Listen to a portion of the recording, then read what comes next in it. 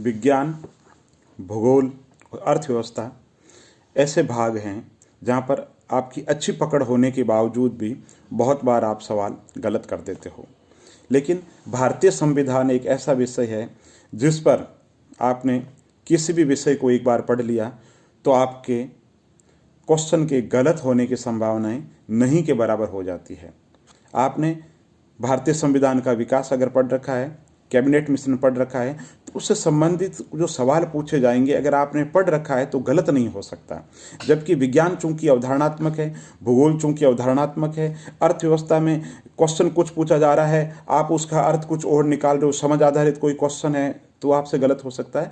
लेकिन भारतीय संविधान के अंदर चाहे भारतीय संविधान की प्रस्तावना हो, मूल अधिकार हो, नीति निर्देशक तत्व हो, केंद्र राज्य संबंध हो, कार्यपालिका, व्यवस्थापिका, न्यायपालिका, पंचायती राज या विभिन्न तरीके के संवैधानिक संस्थाओं से संबंधित कोई भी सवाल हो तो आपके गलत होने के चांसेज है वो 0 हो जाते हैं। तो भारतीय संविधान पर पकड़ कैसे बनाएं? तो दोस्तों, भारतीय संविधान एक ऐसा विषय है जिस पर रुचि की जरूरत है। जैसे बहुत बार पूछ लेते हैं कि उत्तर प्रदेश में लोकसभा सीटें कितनी हैं, बिहार में लोकसभा सीटें कितनी हैं, आंध्र प्रदेश में कितनी हैं, तमिलनाडु में कितनी हैं। तो हम ये सोचते रह जाते हैं कि इस सवाल को पूछने का क्या मतलब। तो दोस्तों, ये सवाल प्रतियोगी परीक्षा के लिए नहीं बल्कि भारत का जो एक आम नागरिक है उसको भी पता होना चाहिए कि लोकसभा की सीटें हैं तो कितनी सीटें हैं, भारत की राजनीति के अंदर, वर्तमान के अंदर, करंट के अंदर क्या चल रहा है।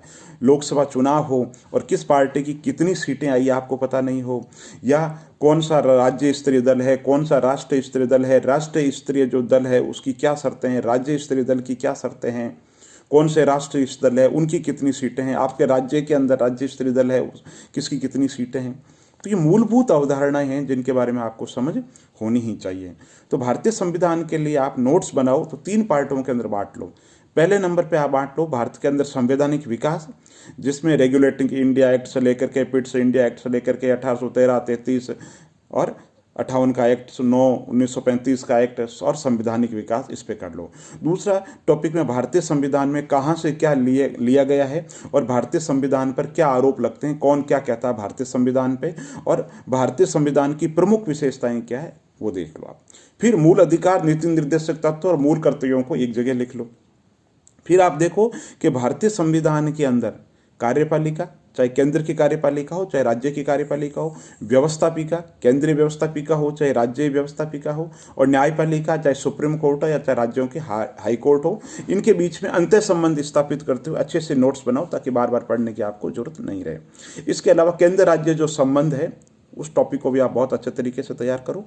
इसके अलावा कुछ टॉपिक ऐसे होते हैं जो ना केवल संविधान के पॉइंट ऑफ व्यू से काम में आते हैं बल्कि मुख्य परीक्षा में बहुत काम आते हैं, निबंध के विषय में बहुत काम आते हैं और साक्षात्कार में उनसे संबंधित सवाल जरूर पूछे जाते हैं। जैसे कि राष्ट्रीय एकीकरण से संबंधित जो मुद्दे हैं, है ना, राज्यों का पुनर्गठन होना चाहिए कि नहीं होना चाहिए, नक्सलवाद क्या है, आतंकवाद क्या है, भाषा की क्या समस्या है, भूमिपुत्र की जो अवधारणा है वो क्या है, लोक सेवा क्या है, लोक सेवकों के क्या काम है, राजनीतिक भ्रष्टाचार क्या है, प्रशासनिक भ्रष्टाचार क्या है, प्रशासनिक सुधार क्या है, लोकपाल और लोकायुक्त क्या है, सीवीसी क्या है, सीबीआई क्या है, पैरामिलिट्री फोर्सेज क्या है, वो कैसे काम कर रहे हैं, धारा 355 क्या है, लॉ एंड ऑर्डर का इश्यू क्या है, पंचायत राज्यों की क्या स्थिति है। तो इस तरीके के जो मुद्दे हैं जो दैनिक जिंदगी के अंदर काम आते हैं वो आपको पता होना चाहिए। इसके अलावा कोई बहुत ही महत्वपूर्ण चेंज आया हो 1 साल के अंदर, भारत की राजनीति के अंदर कोई बहुत बड़ा नया कानून आ गया हो, जैसे नागरिकता बिल है, पहले नेशनल पॉपुलेशन रजिस्टर था, इससे संबंधित कोई भी जो सवाल है वो भी आपको आना चाहिए। तो भारतीय संविधान के लिए आपको पता है, जैसे मेरी दृष्टि से लक्ष्मीकांत पुस्तक बहुत ही अच्छी है और डीडी बासु आईएएस के लिए तो बेस्ट है, लेकिन उसकी भाषा थोड़ी सी जटिल है, इसलिए मेरी दृष्टि से लक्ष्मीकांत की जो पुस्तक है वो आप पढ़ लीजिए और एक जो क्वेश्चन बैंक है वो आप मिला लीजिए। प्रत्युत्तर दर्पण का विशेषांक भी अच्छा है। इसके अलावा एनसीईआरटी की पुस्तकों से भारतीय संविधान की शुरुआत कीजिए, जिससे कि आपकी मूल अवधारणा बहुत ही अच्छे तरीके से विकसित हो जाएगी।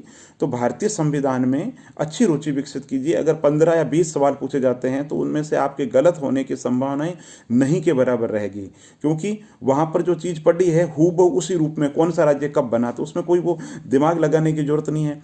अब ये क्वेश्चन ऐसे हैं जस्ट ए मोमेंट, 1 सेकेंड में टिक लगाया, तो बाकी जो समय बचेगा वो आप बाकी जो पोर्शन है उसको अच्छे तरीके से कर पाओगे। समय मैनेजमेंट के लिए भी कॉन्स्टिट्यूशन के जो क्वेश्चन है उनको आप जल्दी सॉल्व करो, ताकि बाकी जो सवाल है उन पे आप अच्छे तरीके से ध्यान दे सकें। और भारतीय जो संविधान है उसमें आप टेलीग्राम जो चैनल है उनसे जुड़ जाइए। कुछ टेलीग्राम चैनल है जो बहुत अच्छे चैनल अच्छा दे रहे हैं, अच्छा MCQ क्वेश्चन है, उनके अंदर अच्छी अच्छी जानकारी डाली जा रही है। और मेरा ऐसा मानना में एक है पॉलिटिकल साइंस के प्रोफेसर RS आढ़ा है, उनका टेलीग्राम चैनल है और मुझे थोड़ा सा वो अच्छा लगता है। अगर इसके अलावा इंडियन पॉलिटी पे MCQ क्वेश्चन का भी एक अच्छा चैनल है, उससे भी आप जुड़ सकते हैं। और देखते रहिए चैनल, लाइक कीजिए, सब्सक्राइब कीजिए, और आप किस मुद्दे पे मेरे से वीडियो चाहते हैं आप मुझे बताइए। और बहुत बहुत आभार।